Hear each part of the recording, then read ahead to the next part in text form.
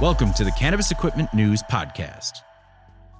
Hi, I'm David Manti, and welcome to a new episode of the Cannabis Equipment News Podcast. With me today is Michael Wang, co-CEO of iSpire Technology. Thank you very much for joining me today, Michael. David, thank you for having me. Before we get started, please make sure to like, share, and subscribe to the podcast. You can also help us out a lot by leaving the podcast a positive review on whatever platform you use. If you want to email the podcast, you can reach me at david@cannabisequipmentnews.com with email the podcast in the subject line. You can also subscribe to our daily newsletter. Make sure you get it delivered to your inbox first. Michael, I always like to start with the origin story. So what was it that brought you to cannabis? It was really a long journey for me.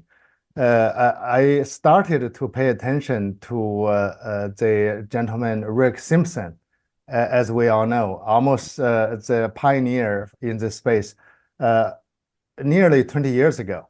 His story really intrigued me. So I, by nature, David, I always practice herb as medicine. So all my life, I paid very much attention to health through good diet, food being medicine, right? Nature being medicine, and so on. So his story really got me really curious about the plant. So I studied more, and by about 2008, 2010, I was really into it. And I personally, of course, benefited from using cannabis during the medical period. And it further enhanced my belief in the magic power of the plant. So that was really the beginning. And I finally, in 2018, when we sold our prior e-commerce company, I jumped with both feet into the cannabis space. I joined a company called Sunday Goods, based in Arizona and California, two-state operator. Basically, the whole thing started right there, 2018. I never turned back. What was it about Rick Simpson's story that, was there anything specific about his story that really stood out to you? Yeah, on one hand, David, certainly it's the fact that he could, let's say, cure a certain number of people's illnesses simply based on how well he understood the plant and how well he understood the human body and how the receptor and the plant would actually work together. That was one thing that really was intriguing. But I think, David, what really landed me behind him was the fact that he was viewed as a criminal by the Canadian government. I think that was really the turning point for me. I felt obligated to supporting him on that difficult journey for him. How did you benefit medically? Over the course of my life, pain was never a rare thing for me. So I never really liked using pain medicine like ibuprofen or Advil sort of things. So I always lean toward a natural way. So as you know, cannabis just fundamentally made my life much easier. And as I got older, my ability to have a solid sleep through the night became more challenging. And certainly, cannabis helped me tremendously, give me the quality of life, essentially from quality of sleep, right? Right. Oh, no, I understand. Quality of life starts with quality of sleep, certainly. So after you sell the e-commerce company, how does the groundswell begin for iSpire? So how iSpire came about, David, was when I was co-CEO of the cannabis company. We launched our vape line, and I wasn't happy. And not just me, my team, my whole team was not happy with the vaping hardware available out there. no matter which hardware or whose hardware we tried, it always gave us a burning sensation. Generally speaking, the hardware available out there was all overheating. Back in the early days for cannabis vaping, when we were using distillate oil, that sort of hardware actually worked fine to some degree. But as we switched over to live resin, you remember 5-6 years ago, and the requirement for vaping hardware became far more complex and sophisticated.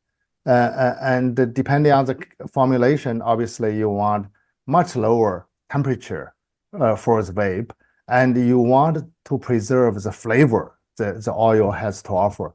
But when you heat the oil to 430 to 470 degrees Fahrenheit, you can just imagine it just burns the most precious ingredients in the oil, cannabinoids included, terpenes, of course.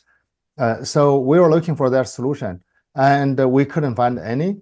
Finally, somebody said, if you really want to solve your problem, you may have to talk to the godfather of e-cigarette. David, it wasn't a joke. That gentleman's nickname is a godfather of e-cigarette because back in 2006, 2009 time period, he invented the world's first commercially available e-cigarette. So I spoke to him, and sure enough, 6 weeks later, he came back with a technology and a device that just blew our mind. We tried it. It was so smooth, so flavorful. Essentially, it preserved all the flavors the cannabinoids and the terpenes had to offer. So from there, we got to know each other better and better, and we decided to combine our skill set, my cannabis and operating background with his technology innovation background. And that was the beginning for iSpire. Essentially, they were just over 3 years ago. Who is the godfather of the e-cigarette? His name is Tony Liu. That's Liu. Yeah, he invented a brand called Aspire, Aspire. It was the world's first commercially available e-cigarette. It was first introduced to North America consumers back in 2009. And all the way until Juul came to the e-cig scene, Aspire was number one by market share globally. But obviously, Juul fundamentally shifted the whole industry in a different direction. Did you and Tony align ideologically, or did you have to figure out how the relationship was going to work in order to make iSpire a success? David, that's a great point. So often, as you know, two partners building a company together, they may not be fully aligned. In our case, it was like a marriage made in heaven. We both leverage what we are good at, right? And we lean on the other person for what we are not good at. And he is a technology visionary. And just to share an example with you, David, current day, you go grab any e-cigarette or cannabis vaping device. They all share one design theme. That is, the heating coil and the, let's say, the chimney or the core where the airflow goes from bottom to the top to the mouthpiece. That basic concept it wasn't there until Tony introduced it. Before that, the coils were all placed horizontally. And oil would be wicked onto the coil and then heated up, becoming vapor. So he decided to make a device that's more compact and also offer better airflow and more efficient vaporization process. So he turned everything around to create the bottom vertical coil. it became industry standard. So that's a prime example of the kind of ideas and innovation the guy would come up with, right? Mm. So he is, as you know, in any industry, no matter how smart you are, it takes the accumulation of real business or life experience to be good at something. And that's what he developed. Along the way, in the last 15, 16 years, he just continued to refine the vaporization technology. And as a result, the whole industry followed him and benefited from it. And so he is superbly great there. On the other hand, David, most of my professional career was spent in the United States and developing, building, growing companies in the course of the last 30 years, from running a division of a large company like Honeywell to several startups that I helped to scale to multi-hundreds of millions of dollars in size. And so my leadership management experience there combined with my few years of hands-on cannabis experience really complement Tony's technology know-how. So we divided our responsibilities while I lead the team, drive the team, manage the team. He focused on creating new technology. And I will share a couple of the recent innovations with you as we go through the. Yeah. So what's new in vaping technology? Oh, yeah, David, we launched our original first generation technology that we call dual core back at the end of 2020. And we officially launched our first product for the cannabis industry in February 2021. So exactly 3 years ago. And that, like I just described, offered a lower heating temperature and better airflow. And also that technology solved a big deal of the leaky device challenge facing the industry. As you know, whether it's e-cigarette or cannabis vaping, especially cannabis vaping, because the oil, as you know, right, when it heats up, it's so liquid. Sometimes devices couldn't handle it properly. That's why you see 5 to 10% leakage rate in the industry. So we solved a big part of the leaky issue. That was the first generation. And last year, 2023, David, we launched a new technology called iSpire One technology. iSpire One is very simple. It's designed with operators' day-to-day life in mind. You know the space well. Typical operator functions this way. They would order the vaping hardware from a factory or somewhere, right? The hardware typically comes in two pieces.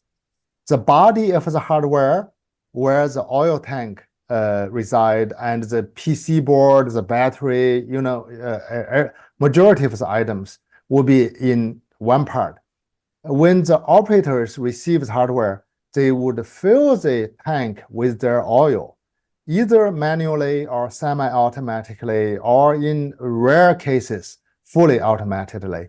But after they fill the tank, what they do is they need to rather quickly, within generally 5 to 10 minutes, take the mouthpiece and put the mouthpiece on the tank and then pressure it down to seal it.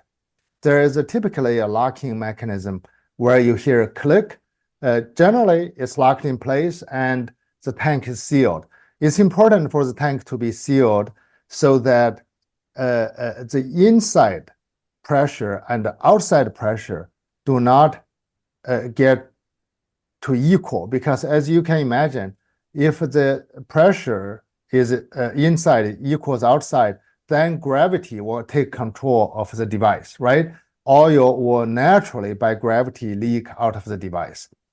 That's why the devices need to be kept rather quickly. So you create a bit of a vacuum inside the tank and making oil in that process suspend itself in the tank. So you can keep the oil there. But by and large, David, no matter how efficient, how great, how skilled operators you have, they can never do a perfect job. When they cap it, they think click, oh, it's capped. Often it's not the case because there are 2 to 3, let's say, locking fingers in there. When you hear a click, you may just hear one getting locking in place, or maybe two. There is going to be a probability where it's not fully in place. And that's a big challenge facing the industry. By and large, the brands lose about 10 percentage points in gross margin because of leaky devices. And not only that, David, as you can imagine, the two-step operation, filling, capping, is labor intensive in nature. So what we did was we designed a so-called self-sealing technology. With our design, this is the first in the industry, whereas the mouthpiece is an integral part of the whole body. It's built together. Then we offer the operators a filling machine. So basically, you buy our devices. We typically either give you a filling machine for free or lease the machine to you. And using the machine, David, the device will be filled automatically in one shot. And the device is already pre-sealed and pressure tested in the factory. So there is no way oil will ever leak out of the device. So you reduce labor costs, you eliminate leaking. This fundamentally changes how the industry practice, how the industry works, right? So that's, again, David, it's not us sitting in a dark room, just randomly coming up with technology. We always think about the pinpoints facing the brands, operators. And this is a perfect example of our solution. And the latest, David, this year, 2024, very soon, we will likely launch a so-called point of use age gating technology. That's another example, David, of how mindful we are about the industry and how we develop our technology to address real issues for consumers, for brands, and in this case, really for the protection of minors. By me saying point of use age gating technology. Once again, this is a leading edge. So far, no one has such technology. We started developing it with our other partners a couple months back, and I think we are going to have a product that will be ready to roll in a couple months, and we plan on using that technology for our own e-cigarette PMTA applications in the US. How does age gating work? How can it tell if an underage person is using the vape? Yeah, this is really, David, you hit the question on the head. This is something, obviously, as you know, parents as well as FDA have been most worried about, right? As we all know, FDA really wants to protect the minors. Juul obviously didn't do a good job with that, so causing a lot of minors, young people, prematurely use e-cigarette, especially flavored e-cigarette. So Point of use is essentially, David, works this way without revealing every single piece of the technology. You get the device. We have a chip embedded in the device. The chip will activate the device or turn the device off. So when you buy the device that we make, suppose we get the PMTA sign off on that. We think we will, because this is the most, I would say, comprehensive solution that the FDA will see so far. So you get the device, you need to go through a couple rather quick steps.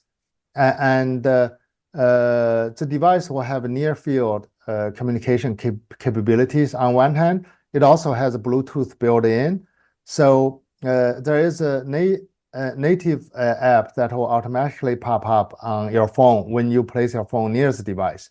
Or if you choose so, you can download the app onto the phone, and you will be required to verify your ID through your driver's license, and you will be required to verify your actual face. So the system would match the ID card with the face. It's basically less than a minute process. And then from there, you can use the device. The device is powered on, and each time you use it, you need to go through a very quick, almost just like you would log into, use your password to log into any other system. A very quick visual, hold up the phone, and within 10 seconds, it's verified it's you. You can use the device. So with the original designs, when Tony had kind of rewritten how a vape is made, how were you able to find market adoption? And, basically, just because we hear a lot of stories of people that build a better mousetrap, but that mousetrap never sees the market. So how were you able to get market penetration with that? And do you think you'll see the same success with this new age gating? Yes, David, you're right. In inventing technology, the bottom line is your point is spot on. If you don't really create value added to your audience, to your customers, no matter how great a mousetrap you have, you won't find a buyer, right? So our team, David, certainly leverages on Tony's inventions, but more importantly, David, where our team differentiate from most of the players in the space is that we have a team of almost 70 people in Southern California. Mostly, nearly everybody had extensive cannabis experience, and everybody had a large and deep network of people we worked with in the cannabis space. So we are deeply plugged in. So from that point of view, we know what's going on, in the industry, where the industry is headed. We know what kind of oil is coming, characteristics of the oil. And so that's how we stay ahead. We are almost inventing new mousetrap at the pace, in some cases, even a step ahead of the overall market, so that we are there when they need the solution. And we are not, from that point of view, we are not just copying other people or following other people. And to a degree, David, that's why we were able to grow our business so fast. Like I said, 3 years ago, we started selling to the cannabis space. And within the second fiscal year, we did $40 million in hardware sales. This fiscal year, we will grow tremendously again. So it was because we always have our customers' needs in mind. And it's not just about a mousetrap, right? It's how do we really add value? And our team of cannabis experienced experts certainly helped a lot. This way, David, we are not just competing on price, we are competing on solution and value add. To that point, do you think consumers will buy into the age gating technology, or do you think it'll take a regulatory action to push that issue forward? Great point there. If it's up to just consumers alone, I think it will be slow moving. It certainly will take FDA, certainly will take regulatory action. As you know, so far, there isn't such action. I think by and large, David, as you know, FDA in the last few years has made it very clear e-juices could only be or only stay true to the tobacco flavor, right? They didn't allow fruit flavor. They didn't allow a variety for good reason, because that's exactly how Juul got kids hooked. So FDA is trying to get away from that. However, the reason FDA said stick to tobacco flavor is in a way it's not the perfect solution. That's the best solution we could have to discourage minors from getting their hands on the device. But truthfully, I think FDA would certainly love age gating technology. That will be the sure way to prevent minors from using this device. Now, there is obviously an important point I want to make here. I think from FDA point of view, if you do have age gating technology at a point of use, then they will feel far more comfortable with you offering other flavors, right? Banana flavors, pineapple flavors, because then they know the users will be true adults. When only adults could use e-cigarette, FDA for certain will relax on the flavor side. So to answer your question, David, I think there is a bit of a, let's say, inconvenience in using the age-gated devices, but when you suddenly have more availability in flavor, I think that will offset that a bit of inconvenience. Okay. So you see age gating not just for cannabis vaping devices, but for the entire e-cigarette space. Yes.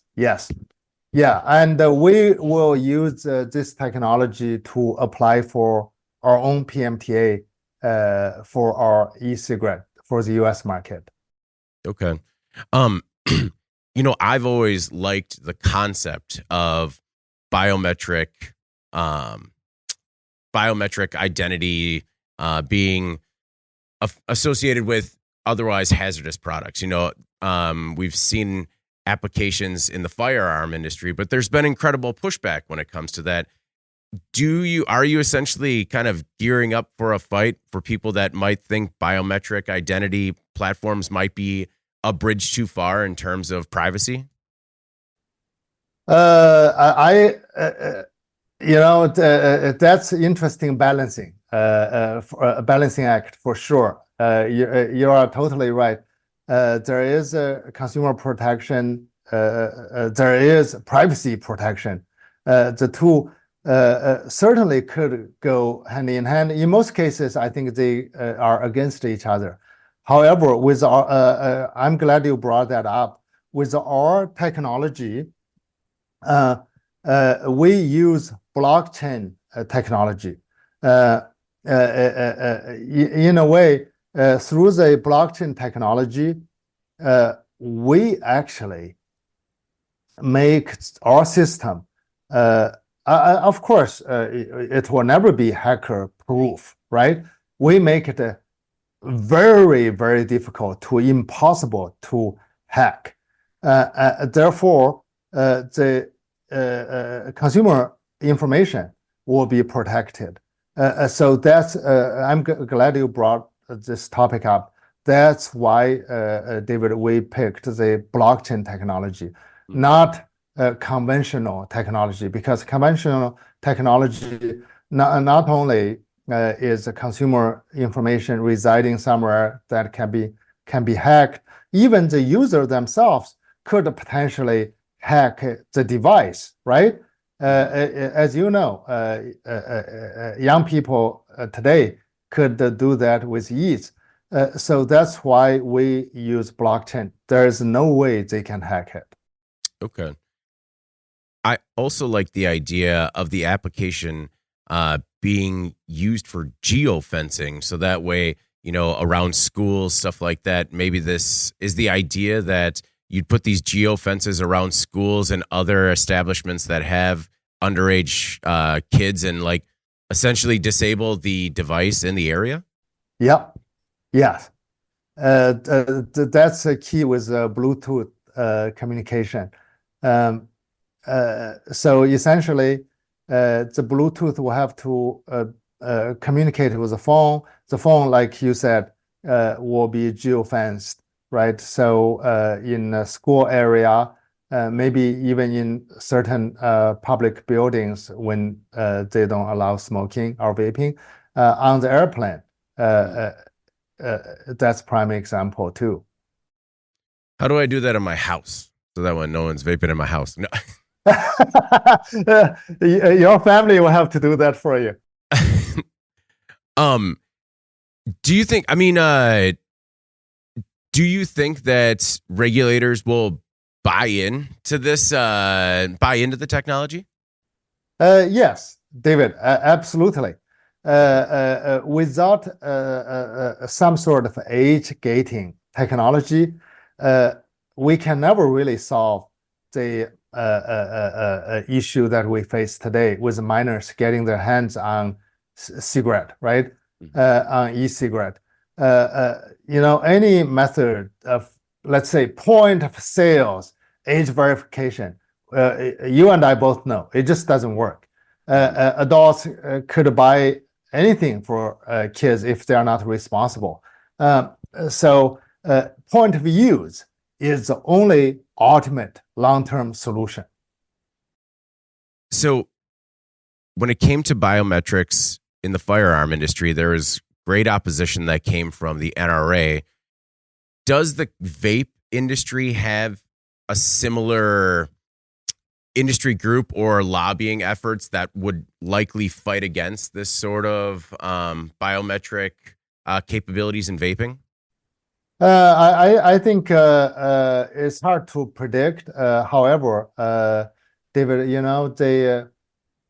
let's just say in the last 5-6 years, the vape industry went through a couple, I would say, rather disheartening experiences, right? You remember back in 2019, fall of 2019, the vape crisis. And certainly that gave more of a reason for FDA to regulate the industry, really to protect consumers. Granted, I think everybody views the regulators, such as FDA, differently.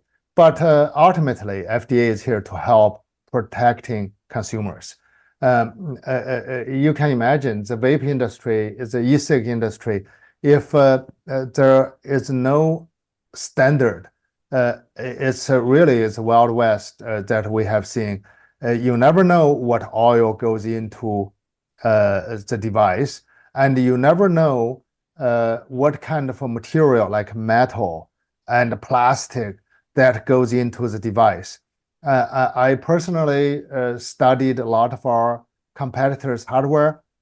I'm truly concerned about the hardware used by some people, some brands, and certainly produced by some factories. And in the interest of driving down cost, often they would use, David, I would pick one example. They would use a so-called nickel plated brass. So essentially, they right? They deposit a thin layer of nickel on the brass. Brass is cheap versus stainless steel. So the device the chimney, the device looks shiny as if it's of high quality. But the reality is, David, you put the cannabis oil and the terpenes in there, within no time, that nickel will be dissolved and will be sitting in the oil. That's absolutely detrimental to consumers' health. And yet, some people do that and produce it. Some people use it. So from that point of view, I see firsthand why we need regulation to protect consumers. But you are right. There will be players in the industry who would push back. But we know we need to stay ahead of the curve rather than being forced. So from day one, David, all of our vaping hardware has been made with stainless steel. Where there is oil only touches stainless steel and glass. And in some cases, depending on the oil used, we use a food grade plastic. But again, food grade, and we do heavy metal testing. And for example, we use a variety of oil to test our device. 100% terpenes, you could imagine that's the most corrosive, right? Of all oil. 100% terpenes to 50% to 10%, we would soak the device in such oil, and we will test for heavy metal in 30 days, 90 days, 180 days, 360 days. They all come out clean, no heavy metal. And if you test questionable hardware, David, you will see heavy metal over time in the oil. So from that point of view, we never compromised. Even if it would make the product cost more, we stick to stainless steel. We never use brass. We never use any nickel plated anything. But we are only one company. We can only uphold our own standard. I feel the industry could benefit from a certain regulation so that consumers would have more certainty that they put the device in their mouth, they will be safe to use. Not only from hardware point of view, certainly from oil point of view too. As you know, there are questionable operators out there who would do everything to lower the cost and essentially at the risk of causing harm to consumers. How do we educate consumers on the importance of buying a higher quality hardware, especially in an industry when a lot of people are buying on price? Yeah, it's a tough one, David. As you know, if we look at the two industry, cannabis industry, because there is no federal level regulation, right? The states are really upholding safety standard. And the cannabis industry, relatively speaking, is still in its infancy state. I think especially with some states legalizing cannabis recently, they didn't have enough experience, both from regulation point of view and from fundamentally from product testing point of view. There is not a shared standard for safety requirement, even in the test labs. So I will never forget years ago when we were doing our cannabis hardware and oil test, we would put the oil in our devices, same oil in a few devices. We would send to different labs. The results are night and day. They come back like crazy. It's an indication of how unreliable testing system currently is as well. So I think as the industry matures, on the other hand, David, in this process, you are totally right. It's hard for consumers to judge what is good, what is bad, what's safe or what's not, right? In the cannabis industry. I think it's just part of the process until federal legalization, until FDA starts to get involved in creating a nationwide standard for safety. It's going to be challenging.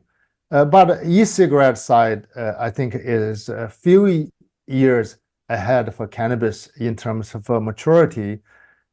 Even there, as you know, currently, I think on the market, at a minimum, 80% of the e-cigarette devices are sold illegally, meaning they didn't get PMTA approval. But I think over time, more and more products will get approved by FDA, especially with age verification, age gating technology. I think more devices will be available. Consumers would have more confidence in buying. Oh, this is a PMTA or FDA approved. Okay, then it must be safe. Except it couldn't solve the minor using the device problem, right? Yeah. Right. You had mentioned some of your specific hardware concerns. Is anything else top of mind in terms of some of the hardware that's currently on the market where you kind of shake your head in terms of what's going on regarding the design? Yeah, absolutely. You are right. Consumers, because of lack of general knowledge about everything, they tend to lean in the direction for judging product by price, right? So unfortunately, that put pressure on the brands, that put a pricing pressure on the suppliers like us. So it happens all the time. I hold a device, I can tell immediately whether it's coated, nickel coated. That's one thing I look at. The other thing is what kind of plastics they use. If it's not food grade over time, terpenes will erode the material and the material get into the oil. As you know, e-cigarette devices generally don't contain oils with real corrosive compounds. But cannabis is a whole different animal. We did a testing of devices before with the e-cigarette juices. You could actually use nickel-plated device for a couple of weeks before it starts showing traces of heavy metal. But with the cannabis oil, especially current day, as you know, live resin is popular now, even live rosin, and that's as corrosive as anything gets. So it can, it will destroy, low grade plastic. It would destroy nickel-plated anything. Those are things. And certainly, David, when I hold, say, ceramic cars, I judge the ceramic part as well. Because as you know, if a ceramic is not put together the right way, it could, over time, after so many heat cycles, ceramic is brittle. So after so many heat cycles, sometimes it can start to fall, the so-called ceramic powder, right? Debris would fall. And often, if the powder does fall, where does it go? It goes into the oil. So that's why I judge the plastic materials they use, whether they use stainless steel, and the quality of a ceramic they use. When ceramic is manufactured the right way, it can last safely throughout the product cycle. But there are questionable players whose only goal is to reduce costs. They would take shortcut. So for the material going into the vape, you need like a certificate of analysis showing that it's been tested and what's essentially in the consumable product. Is there an equivalent to almost a certificate of analysis for the actual hardware, so that way people know kind of what it's made of? Yes, David, there is. For cannabis industry, there isn't such requirement, obviously. For e-cigarette to go through the FDA's PMTA review process, you have to provide such data. You have to provide such data, and you have to provide extensive hardware test data. There is a long list of requirement on the hardware side, in addition to on the liquid side. Okay. So you're clearly a very forward-thinking and innovative company. What's on your radar in terms of the next great frontier when it comes to vaping technology? I think vaping technology, David, should be designed for, let's say, a large-scale operation. As you know, it's just matter for when, not if, the cannabis industry become federally legal. When that day happens, big players will come in, right? There will be, I would say, industry-wide consolidation. Small players will gradually be absorbed by large players. Right now, I would say nationwide, there are close to 10,000 brands across all the states. In most states, there are hundreds, if not thousands, brands. But we all know, as the industry matures, as especially federal legalization happens, immediately there will be consolidation across the industry. When the consolidation happens, I think it will, at some point, I think in relatively short time future ahead, maybe 100 brands will control the whole cannabis industry nationwide. And maybe 10 years out, only 20, 30 brands would control the whole market, right? Of course, that's way after federal legalization. So the whole industry will move in the direction of a typical CPG space. So from that point of view, David, consumer education will be at higher level for sure. Safety will be at higher level, but more importantly, operation side will be at a higher level. It will be matching the current high volume CPG industry. So when that day comes, the whole way of operating will be changed. Right now, it's largely mom and pop, and consequently, hardware is designed that way. Consequently, machinery is designed that way. But when that becomes a consolidated industry, it will be high volume, continued operation, right? Assembly line operation. So we have to think ahead for that as well. How the hardware will be different, how the production will be different, how we can help with that whole thing, not just hardware. By us introducing Ispire 1, David, along with the filling machine, it's a step in that direction. But we are, of course, only at top of first inning of this game. The industry will go through several iterations of modernization, automation, and so on and so forth. We have to stay ahead of that. Are you encouraged by the current state of the industry and its trajectory?